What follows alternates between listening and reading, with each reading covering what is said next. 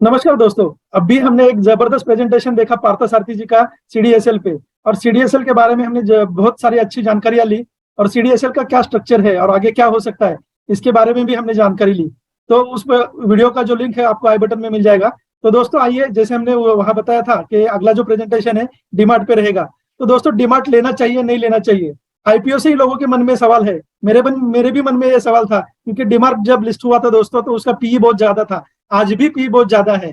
तो जो जिनकी ग्रोथ बहुत बढ़िया रहती है उनका पी बहुत हाई रहता है। लेकिन फिर कॉमन इन्वेस्टर के मन में यही दुविधा रहती है, ऐसी हाई पी कंपनियों को कब बाय किया जाए। तो दोस्तों हम देखेंगे कि डीमार्ट का हाई पी है, फिर भी वो नजदीक के कौन से रेट पे हम ले पाएंगे। और दोस्तों काफी सारे लोग कंपनियां जो है वो बोनस शेयर देती है। आपने देखा रहेगा कि बर्कशायर हैथवे कभी बोनस बोनस नहीं देती, जो वॉरेन बफेट की कंपनी है। तो कुछ कंपनियों का नेचर एंड कल्चर ऐसा होता है कि वो बोनस नहीं देते, कुछ कंपनियों का नेचर एंड ट्रैक रिकॉर्ड ऐसा रहता है कि वो हमेशा बोनस देते हैं। तो हम देखना चाहेंगे कि डीमार्ट के टारगेट्स क्या रहेंगे। और दोस्तों बहुत से लोगों की ये भी क्वेरी रहे हमारे पास कि ये डिविडेंड नहीं देता है, तो अच्छी कंपनी है या बुरी कंपनी है। तो डिविडेंड देना नहीं देना, इससे अच्छी कंपनी बुरी कंपनी डिसाइड नहीं होती है दोस्तों। तो बहुत सारे उसमें कुछ फैक्टर्स होते हैं। तो ऐसे बेहतरीन प्रेजेंटेशन के लिए मैं हमारे डॉक्टर धवल शाह, जो नॉर्थ गुजरात से है, पाटन सिटी से है, and he is a doctor and radiologist. तो रेडियोलॉजिस्ट के साथ उन्होंने एक रिटेल की कंपनी डीमार्ट, जो डीमार्ट के बारे में उन्होंने बात की है। तो आइए हम देखते हैं डीमार्ट का जबरदस्त प्रेजेंटेशन। और डीमार्ट के बारे में जो भी आपके मन में सवाल है, मैं चाहूंगा कि धवल सर वो आपको क्लियर करे। Welcome Dhaval sir. Thank you Milind sir. First of all, hello everyone. नए साल की शुरुआत हो गई है। सबसे पहले मैं आप सबको हैप्पी न्यू ईयर विश करता हूं। तो आइए आज हम देखते हैं डाइवर्सिफाइड रिटेल ग्रुप की huge wealth creator company DMart के H1 रिजल्ट एनालिसिस के बारे में। दोस्तों, डाइवर्सिफाइड रिटेल इंडस्ट्री की बात करूं तो अभी इसका इंडस्ट्री को हम ब्रॉडली दो पार्ट में डिवाइड करेंगे, एक listed group and unlisted group. दोस्तों, मैं ये क्लैरिफिकेशन इसलिए देना चाहता हूं कि अभी एक रिलायंस रिटेल करके कंपनी है जो अभी इसका अलग से लिस्टिंग नहीं हुआ है, जो एट प्रेजेंट लीडर कंपनी है। जबकि लिस्टेड कंपनी में डीमार्ट एक अभी सबसे सबसे बड़ी लीडर कंपनी है। तो अनलिस्टेड कंपनी का डाइवर्सिफाइड रिटेल इंडस्ट्री का total market cap at present है 2.86 लाख करोड़, जिनमें से अकेली डीमार्ट कंपनी 94% कंट्रीब्यूट करती है टोटल मार्केट कैप में, जो हो रहा है 2.7 लाख करोड़। रिलायंस जबकि अनलिस्टेड है, पर यूं अगर कंबाइन करके देखें तो एट प्रेजेंट रिलायंस रिटेल एक पूरी इंडस्ट्री की सबसे दिग्गज कंपनी है। ये सारी जो कंपनीज है, DMart, Shopper Stop, VMart, Spencer, Future Consumer, ये सब Reliance total diversified retail industry के अंदर आने वाली कंपनीज है। पर आप यहाँ पे क्लियरली देख पा रहे हो कि टोटल मार्केट कैप में 94.6% जितना टोटल कंट्रीब्यूशन अकेली डीमार्ट दे रही है। बाकी कंपनी इसी मुकाबले में एकदम नेग्लिजिबल मार्केट कैप का स्ट्रेक दे रही है। अब सेल्स की बात करें तो रिलायंस रिटेल 83.7% टोटल सेल्स का कंट्रीब्यूशन दे रही है, जो कि 2 लाख करोड़ के आसपास हो रहा है। डीमार्ट कंट्रीब्यूट कर रही है 30,000 करोड़, जो 13% टोटल इंडस्ट्री का स्टेक हो रहा है। और उसके बाद में कंपनी का नेग्लिजिबल, दूसरी कंपनी जो है वो नेग्लिजिबल कंट्रीब्यूशन दे रही है टोटल सेल्स में। प्रॉफिट की बात करें तो अगेन रिलायंस रिटेल एक सबसे बड़ी लीडर कंपनी है। 82% टोटल प्रॉफिट का ये कंट्रीब्यूशन दे रही है रिलायंस रिटेल।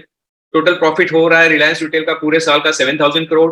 जबकि सेकंड नंबर पे डीमार्ट आती है, वो 1400 करोड़ का ऑलमोस्ट प्रॉफिट दे रही है एन्युअली, जो कि टोटल इंडस्ट्री के प्रॉफिट का 17% हो रहा है। जो सब compound average growth mid term की बात करें तो 5 साल का compound average growth Reliance retail company का 43% है, और सेकंड नंबर पे अपने डीमार्ट कंपनी आ रही है, उसका 21% है। उसके बाद में 11% डीमार्ट का, फिर छोटी छोटी ये कंपनी सारी लॉस में आ रही है, Future Consumer and Shopper Stop, मतलब उसका कंपाउंड एवरेज सेल्स का ग्रोथ नेगेटिव आ रहा है। दोस्तों, ये तो हमने देख लिया market cap, sales and profit. अब चलो हम इसको क्वालिटी पैरामीटर्स के जरिए देखते हैं। सबसे पहले लिक्विडिटी रेशियोज की बात करूंगा। तो liquidity ratio short term liabilities को कोप अप करने की एबिलिटी दिखाता है। उसमें हम नेट प्रॉफिट मार्जिन देखेंगे। Again net profit margin DMart company के हाईएस्ट है, जो 5% है। फिर करंट रेशियो देखेंगे। करंट रेशियो डीमार्ट का 2.8 टाइम्स है। दोस्तों, करंट रेशियो टोटल लायबिलिटी के मुकाबले कितनी करंट एसेट है, ये दिखाता है हमें। फिर देखेंगे ट्रेड रिसीवेबल्स। तो डीमार्ट कंपनी के ट्रेड रिसीवेबल ऑलमोस्ट 0% है।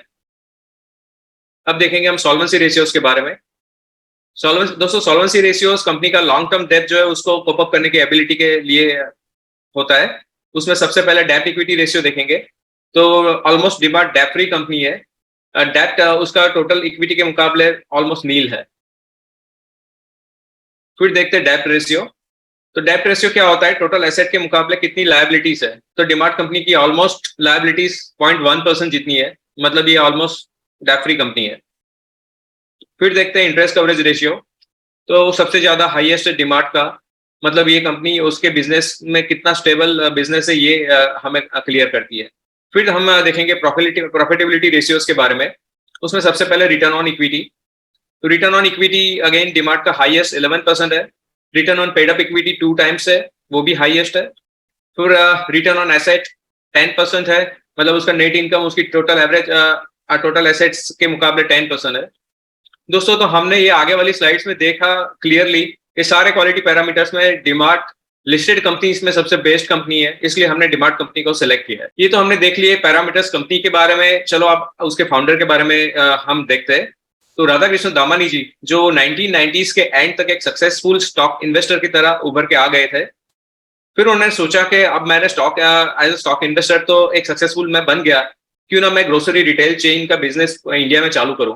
फिर आफ्टर कपल ऑफ इयर्स उन्होंने सबसे पहले 2000 की साल में महाराष्ट्र में एक डीमार्ट का स्टोर चालू किया। उसके बाद 8 साल उनको नए 10 स्टोर्स ओपन करने के लिए लगे, और एट प्रेजेंट पूरे इंडिया में उनके 302 स्टोर्स है। दोस्तों, राधा कृष्ण दामानी जी का एक मिशन है कि जो भी वो डीमार्ट का बिजनेस जो करता है वो रिटेल चेन में, तो एग्जिस्टिंग पीयर ग्रुप के मुकाबले पूरे सिटी और रीजन ऑफ ऑपरेशंस में उनके लोएस्ट प्राइस हो और बेस्ट क्वालिटी चीजें वो कस्टमर को प्रोवाइड करे, वो उनका मिशन है। स्टोर्स की बात करें तो 2000 में सिर्फ एक स्टोर था डीमार्ट का, फिर 2003 में 2, 2008 में 12, 2013 में 62, फिर 2021 में 234, 2022 में 284 एंड एट प्रेजेंट ये हाल ही में जो नया क्वार्टर है उसमें उसका टोटल नंबर ऑफ स्टोर्स बढ़ के 302 हो गया है। इतना ही नहीं, उन्होंने नंबर ऑफ स्टोर्स बढ़ाया, इसके साथ साथ उन्होंने ई कॉमर्स बिजनेस के थ्रू भी अपने सेल्स को बढ़ाने के लिए काफी एफर्ट्स और वो बिजनेस भी उन्होंने चालू कर दिया है। उनका बेसिक स्ट्रेटेजी है क्लस्टर बेस्ड एक्सपांशन स्ट्रेटेजी। उनका जो मेजर बिजनेस आ रहा है वो 5 सिटी से आ रहा है, मुंबई, पुणे, बैंगलोर, हैदराबाद एंड अहमदाबाद जैसी सिटीज।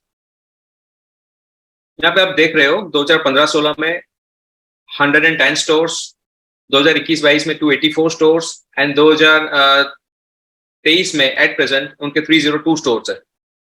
तो देखो, ये क्लस्टर बेस पूरे पान इंडिया में अपना धीरे धीरे वर्चस्व बढ़ा रहा है। अब डीमार्ट कंपनी की सेल्स की बात करूं तो 2012 में उनका सेल्स हो रहा था 2000 करोड़ के आसपास, वो एट प्रेजेंट 2022 में बढ़ के सीधा हो गया है 30,000 करोड़। मतलब लास्ट 10 इयर्स में उन्होंने अपने सेल्स को 14 टाइम्स बढ़ाया है, और वो हो रहा है टोटल कंपाउंड एवरेज ग्रोथ 30% के हिसाब से। दोस्तों, अब हम देखेंगे इनका टोटल बिजनेस एरिया, जो कि मिलियन स्क्वायर फीट में हम नापते हो। 2014 में ये एरिया था 2.1 मिलियन स्क्वायर फीट, वो बढ़ के अभी हो गया 11.5 मिलियन स्क्वायर फीट इन 2022 में। और अगर सेल्स की बात करें तो retail business area square feet के मुकाबले 2014 में वो 23,000 के करीब था, वो अभी बढ़ के 27,400 करोड़ के 27,400 रुपीज है। अब प्रोडक्ट कैटेगरी वाइज देखें तो उनका सेगमेंटल रेवेन्यू मतलब रेवेन्यू का डिफरेंट सेगमेंट से जनरेट हो रहा है। तो मेजोरिटी बिजनेस आ रहा है फूड सेगमेंट से, जो कि टोटल बिजनेस 56%, फिर एफएमसीजी सेगमेंट से 19.7%, एंड जनरल मर्चेंडाइज एंड अपैरेल में देखें तो 23.4% के हिसाब से फाइनेंशियल ईयर 2022 में ग्रो हुआ था। तो सब प्रॉफिट की बात करें तो 2012 में 60 करोड़ का प्रॉफिट करती थी ये कंपनी, और 2022 आते आते ये बढ़ के 1500 करोड़ के आसपास पहुंच गया है, जो कि पिछले 10 साल में 25 टाइम्स प्रॉफिट में बढ़ोतरी हुई है। और अगर कंपाउंड एवरेज ग्रोथ के हिसाब से देखें तो ये 38% का कंपाउंड एवरेज ग्रोथ है। रिजर्व की बात करें तो 2012 में कंपनी के रिजर्व 148 करोड़ थे, जो बढ़ के हाल ही में 13,000 करोड़ हो गए फाइनेंशियल ईयर 2022 में, जो कि 88 टाइम्स पिछले 10 साल में बढ़े। और कंपाउंड एवरेज ग्रोथ के हिसाब से देखें तो 58% के रेट से ये बढ़े रिजर्व। आइए दोस्तों, अब हम इसका करंट ट्रेंड देखते हैं। तो सबसे पहले सेल्स का ट्रेंड, तो 9 मंथ में सेल्स ग्रोथ था 78%, फिर एनुअल में 80%, फाइनेंशियल ईयर 2023 के क्वार्टर 1 में 62%, हाल ही में H1 में 66%। इसके हिसाब से हम अनुमान लगा सकते हैं कि फाइनेंशियल ईयर 2023 खत्म होते होते ये 50% से सेल्स बढ़ेगा। प्रॉफिट की बात करें तो 9 मंथ में प्रॉफिट ग्रोथ था 67%, एनुअल में 74%, इस साल के क्वार्टर 1 में 26% एंड H1 में 42% से प्रॉफिट बढ़ा है। इसके जरिए हम अनुमान लगा सकते हैं कि इस साल के खत्म होते होते ये 55% से प्रॉफिट बढ़ेंगे। और मार्जिन की बात करें तो 9 मंथ में 4.8%, एनुअल में 5.3%, क्वार्टर 1 में 4.8% एंड H1 में life time high profit margin आया है 6.2% से। इससे हम अनुमान लगा सकते हैं कि इस साल के खत्म होते होते 5% के मार्जिन से ये बिजनेस ग्रो होगा। दोस्तों हमने करंट ट्रेंड तो देख लिया, अब हम एस्टिमेट करेंगे कि सेल्स किस हिसाब से ग्रो करेगा। इसमें मैं एक चीज आपको बताना चाहूंगा कि दोस्तों ये कंपनी एवरेज हर साल 30-40 स्टोर्स बढ़ाती जाती है, तो उनका जो भी रेवेन्यू मेनली बढ़ता है उनके न्यू स्टोर्स के हिसाब से ज्यादा बढ़ता है। उनके जो ओल्ड स्टोर्स है वो अभी एवरेज ग्रोथ दे रहे हैं, वो उनके लिए एक चैलेंजिंग बात है। 2023 में 46,400 के आसपास टोटल सेल्स रहेगा। 2025 का एस्टिमेट 72,600 के आसपास रहेगा। 2030 आते आते ये 2.21 लाख करोड़ का सेल्स पहुंच जाएगा एंड 2035 आते आते ये 5 लाख करोड़ के टोटल सेल्स को भी क्रॉस कर जाएगा। प्रॉफिट एस्टिमेशन की बात करें तो 2023 में हम 2,300 करोड़ का प्रॉफिट मार्जिन प्रॉफिट एक्सपेक्ट करेंगे। 2025 आते आते 3,600 करोड़ का, 2030 में 11,000 करोड़ एंड 2035 आते आते ऑलमोस्ट 30,000 करोड़ के नजदीक ये पहुंच जाएगा प्रॉफिट। अगेन से ईपीएस की बात करें तो 2023 में हम 36 का ईपीएस एस्टिमेट करते हैं, 2025 में 56, 2030 में 170 एंड 2035 आते आते ये ईपीएस बढ़ के 424 के आसपास पहुंचेगा। फेयर वैल्यूज की बात करें तो 2023 में हम 4,000 के आसपास फेयर वैल्यू एस्टिमेट कर रहे हैं, 2025 में 6,300, 2030 में 12,700 के आसपास एंड 2035 आते आते 31,700 के आसपास फेयर वैल्यू रहेगा। दोस्तों अब हम इसके एक्सपेंस की बात करें तो इस साल H1 में जो डेटा आए हैं उसको हम कंपेयर करेंगे लास्ट ईयर के H1 के हिसाब से। तो सबसे ज्यादा शेयर इसका आ रहा है स्टॉक इन ट्रेड की वजह से, 95% स्टेक तो स्टॉक इन ट्रेड की वजह से ही आ रहा है मेजर एक्सपेंस में, जिसमें 58% का ग्रोथ आया है। अब शेयर होल्डिंग पैटर्न की बात करें तो दोस्तों आईपीओ के टाइम में प्रमोटर का स्टेक था 82%, जो सेबी की गाइडलाइन के हिसाब से उनको रिड्यूस करके 75% करना पड़ा। तो एट प्रेजेंट प्रमोटर का स्टेक 75% है। प्रमोटर को सेबी की गाइडलाइन के हिसाब से अपना स्टेक कम करना पड़ा, तो हम ये देखेंगे कि तो किसने अपना स्टेक बढ़ाया। तो डीआईए ने अपना स्टेक 2017 में 3% था, वो बढ़ा के 7% किया है एंड एफपीआई ने अपना स्टेक बढ़ा के 4.3% से 8.7% किया है, जबकि रिटेल इन्वेस्टर का स्टेक थोड़ा कम हुआ है, 10.4 से कम होकर 9.2%। दोस्तों हम देखते हैं टेक्निकल एनालिसिस के बारे में। इसका बाइंग रेंज बन रहा है 3,634 के आसपास और हम विद इन ईयर और 1.5 ईयर में हम उसका टारगेट 5,469 के आसपास एज्यूम कर रहे हैं। इसका करंट यील्ड बन रहा है 0.9%, उसका बुक वैल्यू है 232। दोस्तों आईपीओ के टाइम में इसका प्राइस था 299 रुपीज, वो बढ़ के अभी हो गया ऑलमोस्ट 4,100 के आसपास, जो कि पिछले आईपीओ के टाइम से ये 13 to 14x ग्रोथ है प्राइस में। दोस्तों ये नंबर 1 ग्रोइंग इंडस्ट्री जो रिटेल इंडस्ट्री है इससे बिलोंग करती कंपनी है। Reliance and DMart both are good company, दोनों में से किसी में भी हम निवेश कर सकते हैं। इस इंडस्ट्री में होना हमारा बहुत ही जरूरी है, क्योंकि आने वाले समय में यही इंडस्ट्री काफी अच्छे ग्रोथ से अच्छे रेट से ग्रो करने वाली है। और दोस्तों हाल ही में ये कंपनी निफ्टी 50 में नहीं है, पर आने वाले कुछ ही समय में हम देखेंगे डिमार्ट को भी निफ्टी 50 में। दोस्तों इस कंपनी ने अभी आपने देखा होगा कि इसने कभी भी बोनस या डिविडेंड नहीं दिया है, क्योंकि एक इमर्जिंग कंपनी है और जो भी डिविडेंड है वो डिस्ट्रीब्यूट ना करने की जगह ये कंपनी अपने नए स्टोर्स को बाय करने में और बिजनेस के एक्सपांशन में ये फंड लगा दे रही है, जो कि बिजनेस को ग्रो होने में काफी हेल्प कर रहा है। तो अभी तक इसने कुछ डिविडेंड नहीं दिया है। और पोर्टफोलियो एलोकेशन की बात करें तो आप इस कंपनी में 3 to 4% निवेश कर सकते हो। मैं एक डिस्क्लेमर देना चाहूंगा दोस्तों, ये एक स्टूडेंट प्रेजेंटेशन है for learning purpose. Please invest your hard earn money after taking advice from your financial advisers. Thank you. Thank you Dhaval sir, जबरदस्त प्रेजेंटेशन। और हम सबकी जो क्वेरी थी कि हाई पी की कंपनी ले नहीं ले, तो आईपीओ से ही जो कंपनी हाई पी पे चल रही है, क्योंकि उसकी क्वालिटी एंड ग्रोथ जबरदस्त है। दोस्तों अगर हम रिटेल में पैसा नहीं लगाएंगे तो कहाँ लगाएंगे। और डिपार्टमेंट स्टोर में आप हर जगह देखोगे कि डीमार्ट में आप दोपहर को भी जाओ तो इतनी रश रहती है कि खड़े रहने को जगह नहीं रहती है। तो जहाँ पूरी दुनिया उमड़ पड़ी है वहां हम अपना स्टॉक का इन्वेस्टमेंट नहीं करें तो कहाँ करें। तो इस जबरदस्त प्रेजेंटेशन के लिए मैं धवल सर का धन्यवाद करना चाहूंगा और मैं पीयूष सर से एक क्विक रिव्यू लेना चाहूंगा। ग्रेट, बहुत अच्छा प्रेजेंटेशन, बहुत अच्छी पीपीटी, बहुत बढ़िया data study, everything was covered. आपने जैसे बताया कि रिटेल फास्टेस्ट ग्रोइंग सेक्टर है, ऑब्वियसली ये फास्टेस्ट ग्रोइंग सेक्टर है, यहाँ पे निवेश होना चाहिए। धवल भाई ने मेरे को लगता है 3-4% बताया, बराबर ना स्टेक आपने धवल भाई? हाँ सर, 3 to 4%। बराबर है, इतना वेटेज देना चाहिए मेरे को डीमार्ट में, क्योंकि ग्रोथ है, क्वालिटी है, राइट, डेब्ट फ्री कंपनी है, अच्छा ये लोग ग्रोथ करते जा रहे हैं, तो यस मैं यहाँ पे पैसा लगा सकता हूँ। अगर आपने रिलायंस में भी पैसा लगाया हुआ है तो सोचो आपने रिटेल में डाला हुआ है ये पैसा, राइट, तो आप इसमें थोड़ा कम स्टेक कर सकते हो, क्योंकि रिलायंस ऑलरेडी आपने रिटेल में बाय कर लिया है, राइट। रिलायंस में ध्यान रखें, वो बड़ा खिलाड़ी, जबरदस्त ग्रोथ है, डेप्थ उस पे है, जबकि इस पे डिमांड पे बिल्कुल नहीं, राइट। रिलायंस भी बढ़िया, डिमांड भी बढ़िया, डिमांड की आपको सारी डिटेल बहुत खूबी से बताई, इन्होंने करंट ट्रेंड भी बताया आपको कि कोई प्रकार का प्रॉब्लम दिख नहीं रहा है, everything is good, current trend is good. जो चीज दिख नहीं रही है और प्रॉब्लम है वो भी बताया धवल भाई ने, वो क्या था दोस्तों? Sale problem. हाँ, कौन सा धवल भाई? सर जो स्टोर्स के बारे में मैंने बोला कि उनके जो पुराने स्टोर्स है वो इतना ज्यादा अच्छा ग्रो नहीं करे जितना न्यू स्टोर्स कर रहे हैं, वो उनके लिए चैलेंजिंग बात है। सही सर बात है। साथ ही में उन्होंने ई कॉमर्स बिजनेस में नया चालू किया है, ई कॉमर्स बिजनेस एक बूम करने वाला है आने वाले समय।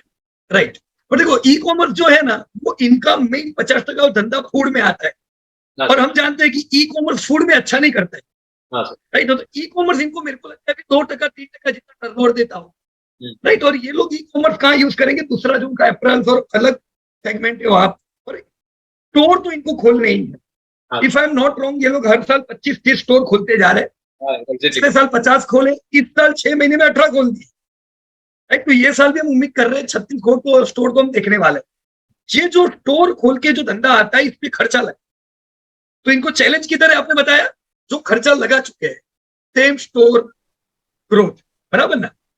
तो बिल्कुल सही जगह पे धवल भाई ने बताया है कि ये प्रॉब्लम है। ये प्रॉब्लम हमने वर्षों पहले, मेरे को भी पक्का याद नहीं है, अराउंड आई थिंक 2016 के आसपास जुबिलेंट फूड में हमने ये प्रॉब्लम देखी थी, क्योंकि जुबिलेंट भी पूरे भारत में फैलता जा रहा था, नए नए रेस्टोरेंट खोलता जा रहा था, और उनके सामने चैलेंज था कि नए रेस्टोरेंट के कारण लोगों को लगता है ग्रोथ हो रहा है, पर वो सेम रेस्टोरेंट का जो ग्रोथ है वो मिनिमम आ रहा था। तो वो चैलेंज था, और तब जुबिलेंट करेक्शन में रही, राइट। अब जैसे फिर उन्होंने 1.5-2 साल लगे करने में, और फिर बाद में उन्होंने पुराने रेस्टोरेंट में भी अच्छा किया, तो हम डिमांड से भी उम्मीद करेंगे, यस अभी थोड़ा चैलेंज है, उसको ये लोग निकाल लेंगे, और आने वाले फुल दशक का ये कंपनी है दोस्तों, हमको तगड़ा ग्रोथ मिलने वाला है। यहाँ पी थोड़ा एडजस्ट होगा, राइट। अभी इनका पी कितना है धवल भाई? तो अभी इसका एग्जैक्ट पी मेरे को लगता है 125 जैसा तो होगा। हाँ सर, 116 ट्रेल पी, तो 116 भी महंगा है, क्योंकि हम 100% ग्रोथ उम्मीद, बराबर, हम ग्रोथ 50% उम्मीद करेंगे, तो हो सकता है पी पुल ऑफ होके 75 तक आए। मतलब यहाँ पे आप सेल्स ग्रोथ उम्मीद करोगे 25-30%, पर पी थोड़ा एडजस्ट हो जाएगा, तो भी आपको 20% कगार का फायदा मिल रहा है, राइट। तो yes, it's a multi year rally company. Definitely हम लोग भी आईपीओ के समय पे है, डेफिनेटली हमको भी आईपीओ में नहीं लगे थे, पर तो उसके बाद हमने उसको इकट्ठा करते गए, and yes we are happy we bought this company. तो wonderful presentation with plus and minus point all. Thank you very much Dhaval भाई एंड मिलिंद भाई, धन्यवाद। Thank you Dhaval sir, amazing presentation था आपका, and thank you Piyush sir एक बेहतरीन उसका review करने के लिए। दोस्तों ये कंपनी के बाद हमारी जो नेक्स्ट कंपनी है वो ऐसी कंपनी है दोस्तों जिसने 1 लाख के 7 करोड़ कमा के दिए। गेस दोस्तों कौन सी कंपनी रहेगी? वो इंडियन मल्टीनेशनल कंपनी है हैवेल्स, और हैवेल्स के बारे में हमें बताएंगे आशिम किरतुनिया जी, जो मोहाली से है, जिन्होंने रिसर्च एनालिस्ट की एग्जाम भी पास की है। तो दोस्तों हम मिलते हैं नेक्स्ट प्रेजेंटेशन हैवेल्स में, जो एक मल्टीबैगर स्टॉक है और आगे भी वो कमा के देगा हमें पैसा। तो हम जानते हैं आशिम किरतुनिया जी से कि उसमें क्या किया जाए।